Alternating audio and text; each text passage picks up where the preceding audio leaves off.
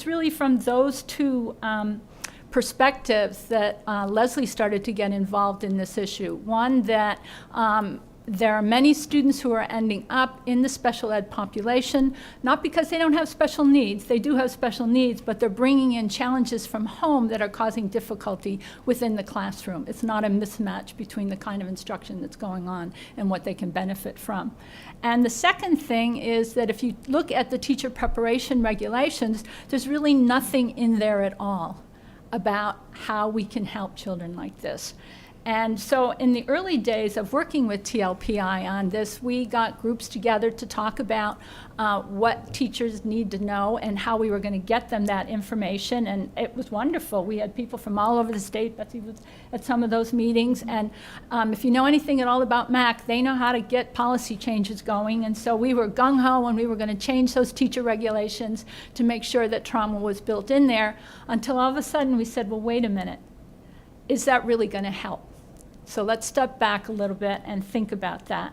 And so then we started to do professional development, and the professional development was really, the Purple Book was at the core of that professional development. We started with a few districts. We gave some Saturday workshops on them, and we discovered a couple of things from that. The first thing was that it's best when you do this kind of training together in teams. Individuals attending by themselves go back to their schools and they only become more frustrated because they don't have the team that they need to work with it on. And the other thing is that in order to change a teacher's knowledge and skills and dispositions about this, you really have to have a little bit of Velcro up there.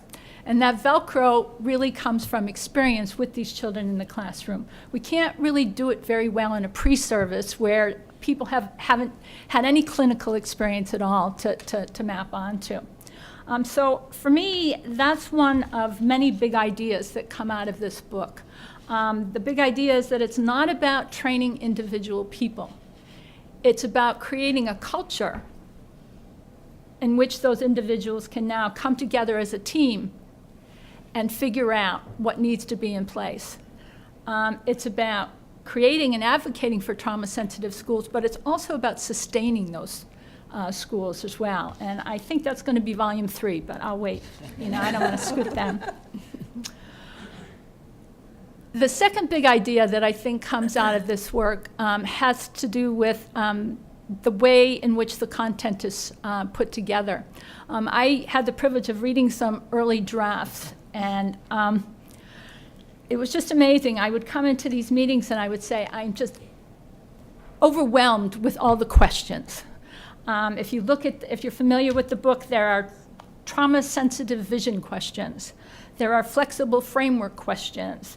There are process questions. There are staff survey questions. There are questions for analyzing the results from the staff survey. There are questions to guide you in assessing your progress towards becoming trauma sensitive. And I felt at times, and most of you are too young to get this reference, but there were more questions in here than the Baltimore Catechism had questions. And if you don't get it, just Google it and you'll understand it.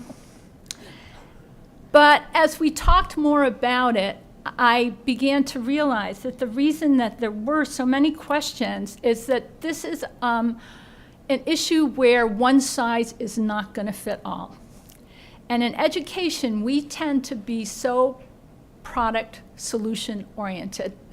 If we can buy a program, we're really happy to do that. And what this work is telling us is that a program, a single program, is not going to solve this problem for us. We really have to think about what our situation requires, what our students require, what our teachers require, what our administrators require, what our system requires, what our community requires. And that's why there are so many questions in this book. It's about inquiry. It's about a process-oriented guided inquiry, and that's what the book does. Again, it tells you how to create and advocate through that process-oriented inquiry. The third big idea, and I'll stop with 3, has to do with universal design. Again, another big concept in education right now. I don't know how many of you are familiar with universal design. The notion comes out of architecture, and that is that what you want to do is eliminate barriers for people before they encounter them. So you'll walk along Mass Ave and you'll see the curb cuts there. The curb cuts are there so that people with wheelchairs can cross the street. And yet how many of us use those curb cuts every day with strollers, with rollerboard suitcases, with our bicycles? I use it with my skateboard. There are just so many of us that use those curb cuts. Same thing with closed captioning TV. Closed captioning TV originally was there to serve one element of the population, and now in bars and gymnasiums all over the country, people are utilizing it. So when we remove barriers for some, it ends up benefiting all.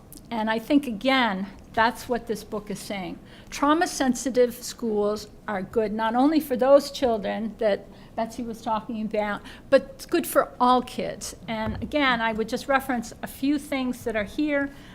And as part of the trauma-sensitive vision questions, schools are asked to figure out how they can effectively support all students to feel safe, physically, socially, emotionally, and academically. How can we explicitly connect all students to the school community and provide them with multiple opportunities to practice newly developed skills throughout school? How can we support staff's capacity to work together as a team with a sense of shared responsibility for every student? I mean, who wouldn't thrive? Children, teachers, administrators, school board members, the community, if we could look at all these questions for all children.